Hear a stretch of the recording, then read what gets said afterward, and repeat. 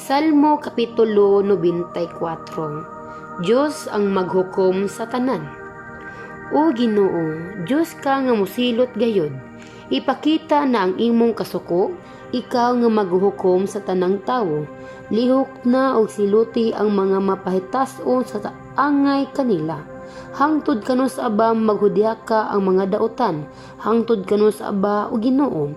Hangtod kano sa mapahitason ang mga makasasala ug manghambog sa ilang mga kasalanan.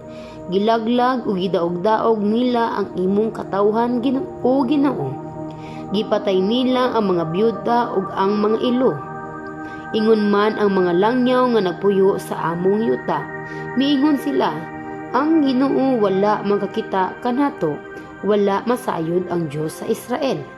Pagkabuang ninyo nga katawhana mo, kanus apa ba kaha kamo makasabot? Ang Diyos maoy naghimo sa atong dalunggan, dili di ay siya makabati? Siya'y nagbuhat sa atong mata, dili ba day siya makakita? Siya'y nagbadlong sa mga nasod, dili ba day siya musilot kanila? Siya ang magtutudlo sa tanang tawo, wala ba day siya'y kahibalo? Nasayod ang Ginoo sa ilang ginahuna-huna, nasayod siya sa pagkawalay hinungdan sa ilang mga katarungan. O Ginoo, bulahan ang tawo nga imong gitudluan, ang tawo nga imong gitudluan sa imong balaod. Gipapahulay mo siya sa mga adlaw sa kasamok. Hangtod nga ikalubong ang mga daotan. Dili biyaan sa Ginoo ang mga iyang katawhan, dili niya pasagdan ang mga iyaha, ang hustisya makaplagan pag-usab diha sa mga hukmanan ug muuyon na ini ang tanang matarong. Kinsay mulaban kanako batok sa mga daotan, kinsay mudapig kanako batok sa mga makasasala. Kun wala pa ako tabangi sa Ginoo, dugay na unta akong mahiadto sa yuta sa kahilom. Miingon ako, nag-anam akong kahulog, apan gisapnay mo ako, Ginoo, sa gugma mong walay paglubad.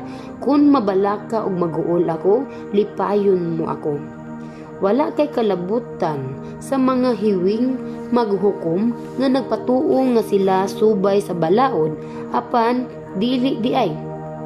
Naglaraw sila batok sa mga matarong nga tawo o gisulutan nila sa kamatayon ang mga walay sala.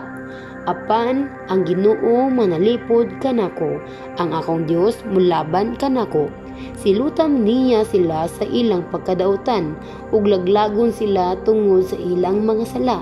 Laglagon sila sa Ginoo nga atong Dios.